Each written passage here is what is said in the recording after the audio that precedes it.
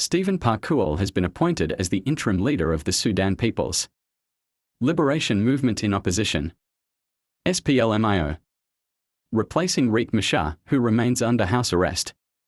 This decision, made in April 2025 by a faction within the SPLMIO, has been endorsed by the ruling Sudan People's Liberation Movement (SPLM) and the South Sudan Opposition Alliance (SSOA).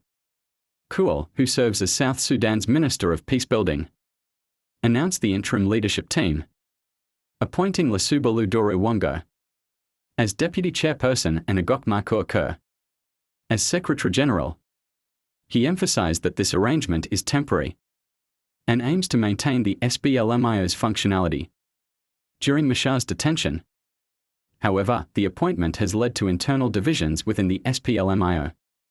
Deputy Chairman Oyet Nathaniel Pirino, now in exile, accused KUOL of conspiring with President Salva Kiir to oust Machar, a claim KUOL has denied.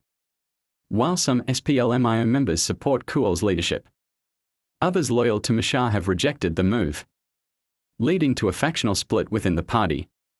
Despite these internal conflicts, the High-Level Standing Committee (HLSC) for the implementation of the 2018 peace agreement has recognized KUOL's interim leadership as legitimate, allowing his faction to participate in peace process mechanisms.